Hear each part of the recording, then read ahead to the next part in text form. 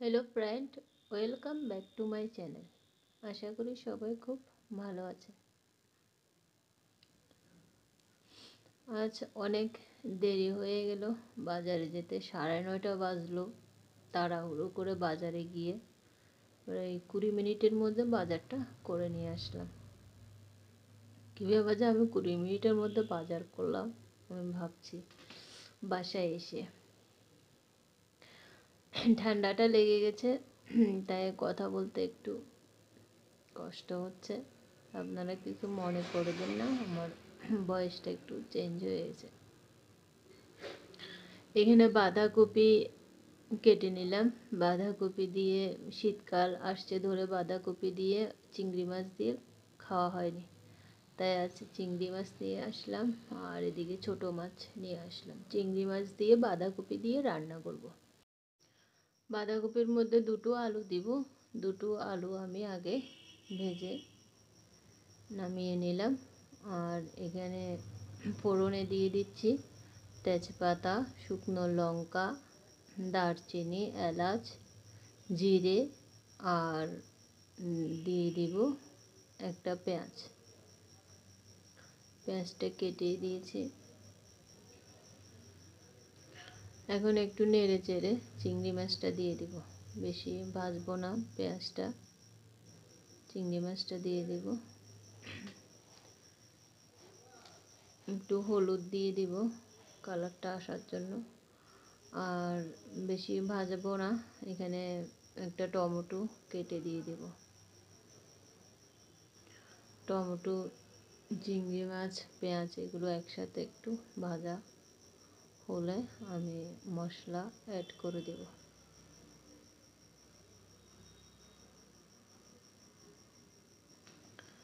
মাঝখানে জিরে লঙ্কা দিয়ে দিলাম। একটু ঝাল খেতে ইচ্ছে করছে, তাই লঙ্কা একটু বেশি করে দিলাম। এখন মশলা অ্যাড করে দিচ্ছি।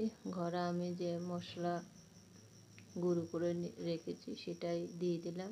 আর দিয়ে দিচ্ছি আদাটা গ্রেট করে দিয়েছি, আর হলুদ গুঁড়ো। এখন 2 মিনিট মশলাটা আমি ভেজে নেব। এই বাঁধাকপিটা আমি ভাপিয়ে রেখেছি 5 মিনিট। বাঁধাকপিটা দিয়ে দিলাম, পরিমাণ মতন লবণ, আর ভেজে রাখা আলুটাও আমি অ্যাড করে দেব।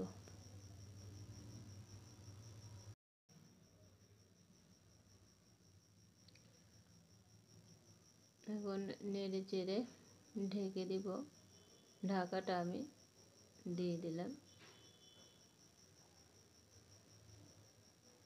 5 মিনিট পর আবার আমি ঢাকাটা তুলে আবার একটু নেড়ে চেড়ে দিচ্ছি। রান্নাটা আমার একদম কমপ্লিট। এখন সামান্য পরিমাণে একটু চিনি আর উপর থেকে একটু গরম মশলা অ্যাড করে দিলাম। এখন নেড়ে চেড়ে নামিয়ে নেব। মাছের মাথা দিয়েও আমার কাছে ভালো লাগে, চিংড়ি মাছটা দিয়ে বেশি ভালো লাগে এই বাঁধাকপিটা। আর নিরামিষ যদি চানার ডাল দিয়ে রান্না করা হয় তাহলে বেশ ভালো লাগে। যদি ঘরে কোনো অতিথি থাকতো তাহলে এই বাঁধাকপিটার মধ্যে আমি 1 চামচ 2 চামচ ঘি দিয়ে দিতাম। যেহেতু আমরা খাবো তাই আর ঘিটা অ্যাড করে নিই। হাজব্যান্ডকে দিলাম, ও খেয়ে চলে গেল। ওর থালায় আমি বসে পড়লাম। 2 পিস রুটি আর একটু বাঁধাকপি আর একটা ডিম ভেজে নিলাম। সকালবেলার জলখাবারটা রোদ্রে বসে খেতেই ভালো লাগে, তাও শীতকালে। গরমকালে তো রোদ তো গায়ে লাগানো যাবে না।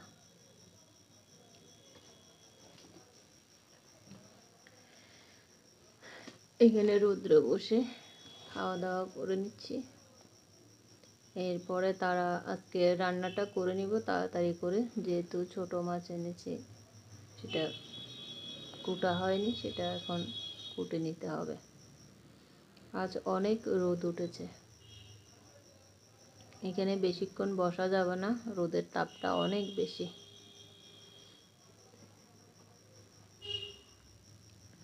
জলখাবার খেয়ে বাসনপত্রগুলো ধুয়ে, ছোট মাছগুলো দুবার ধুয়ে একটু পরিষ্কার করে এখন আমি কুটে নিচ্ছি। ছোট মাছগুলো বেশিক্ষণ রাখা যায় না, এগুলো পেট না হলে নষ্ট হয়ে যায় মাছের পেটটা, তাই তাড়াতাড়ি করে কুটে নিচ্ছি। এখনই রান্না করে ফেলবো। মাছটা রান্না করে ঘর মুছে তারপর যাব স্নান করতে। স্নান করে এসে পুজো দিয়ে তারপর ভাতটা রান্না করব।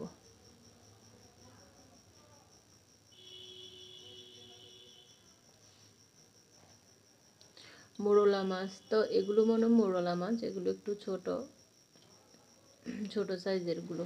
বড়গুলো থেকে ছোটগুলো খেতে স্বাদটা বেশি লাগে, তাই বড়গুলো তো অনেকবার খাওয়া হয়েছে, ছোটগুলো খাওয়া হয়নি। এগুলো বলতে মাঝারি সাইজের, তাই এগুলো নিয়ে আসলাম আজকে।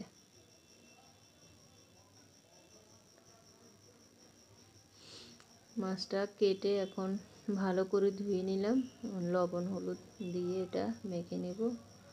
যা কী দিয়ে রান্না করব সেটাও কেটে কুটে নিলাম। এখন কড়াইতে তেল দিয়ে তার মধ্যে পেঁয়াজ আর লঙ্কা মাঝখানে চিড়ে দিয়ে দিলাম।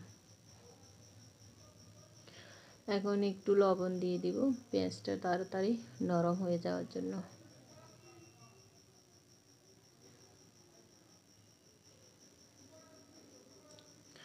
ঠান্ডাটা বেশ লেগেছে আমার।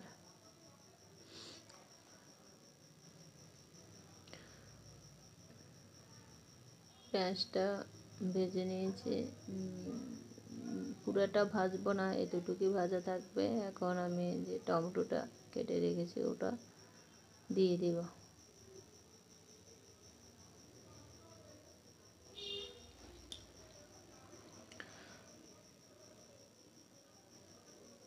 টমেটোটা আমি এভাবে দিয়েছি কারণ টমেটোটা গলে যাবে একেবারে, তাই এভাবেই দিলাম। একটু হলুদ দিয়ে দিয়েছি। এখন টমেটোটা পেঁয়াজের সাথে ভালো করে ভেজে নেব। আমি 5 থেকে 6 কোষ রসুন নিয়েছি, রসুনটা আমি থেঁতো করেই দিয়েছি, আর একটু গ্রেট করে আদা দিয়ে দিলাম। এখন রসুনটা একটু ভালো করে ভেজে নিব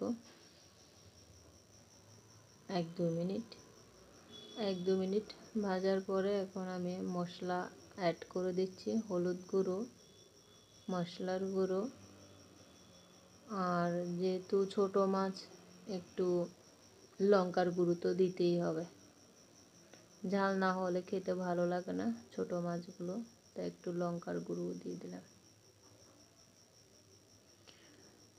এখন মশলাটা ভেজে নিব। এখানে আমি মশলা ভাজার সময় কোনো জলই আমি অ্যাড করিনি, যেহেতু টমেটো ছিল, তাই এভাবেই মশলাটা ভেজে নিলাম। আর মাছটা আমি লবণ হলুদ দিয়ে মেখে রেখেছি, এখন উপর থেকে দিয়ে দিলাম। এখন কড়াই 2 পাশটা ধরে আমি উল্টে পাল্টে এই মাছটা 1 থেকে 2 মিনিটের মতন একটু এইভাবে উল্টে পাল্টে ভেজে নেব মশলার সাথে।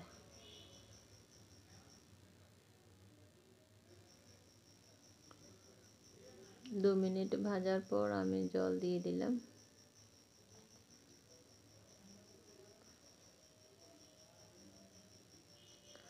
লবণ আর দিব না, যেহেতু মাছটা মাখার সময় দিয়েছি, আর যখন পেঁয়াজটা আমি ভাজা বসিয়েছিলাম তখনও একটু দিয়েছি। বেশি সময় লাগেনি, 5 মিনিট আমার রান্নাটা কমপ্লিট। যেহেতু একদম ছোট মাছ, আমি কোনো ঝোল রাখবো না, একদম শুকনো শুকনো এই মাছটা খেতে ভালো লাগে, তাই একদম শুকিয়ে ফেলেছি। উপর থেকে একটু ধনেপাতা আমি অ্যাড করে দিচ্ছি।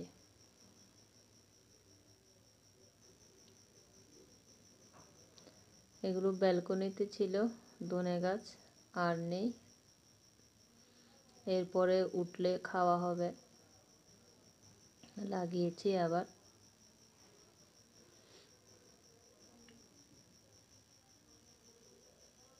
এই ছোট মাছগুলো যদি এভাবে রান্না করা হয় তাহলে খেতে ভালো লাগে, তাই আমি টমেটো দিয়ে এই ছোট মাছগুলো এভাবেই রান্না করি। মাছটা রান্না হয়েছে, এখন মাছটা আমি নামিয়ে নিব।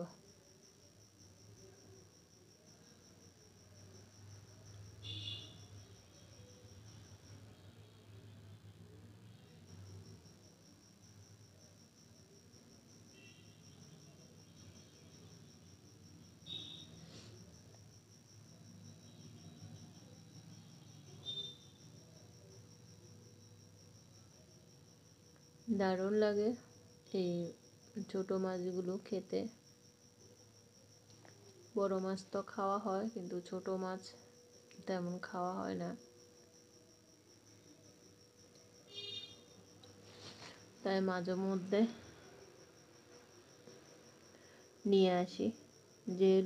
যেহেতু এগুলো কুটে কাটি রান্না করতে হয়, সকালবেলা একটু ঝামেলা হয়ে যায়, তাই ওই বাজারে গেলে বড় মাছই নিয়ে আসি, কারণ ওগুলো কাটা থাকে এজন্য।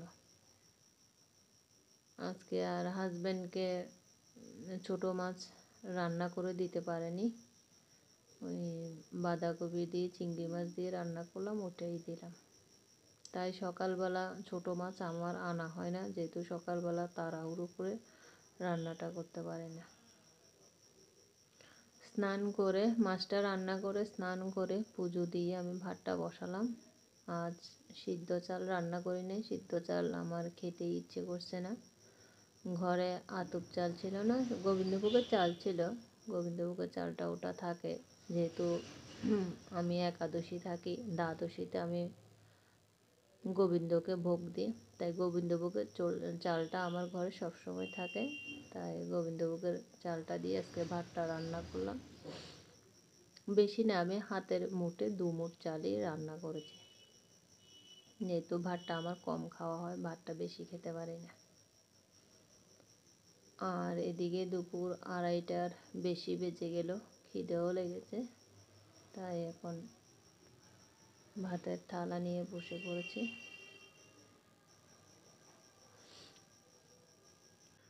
আর কথা বলবো না, এখন গরম গরম ভাতটা খেয়ে নিব। ভাতটা ঠান্ডা হলে ভাতটা খেতে ইচ্ছে করে না।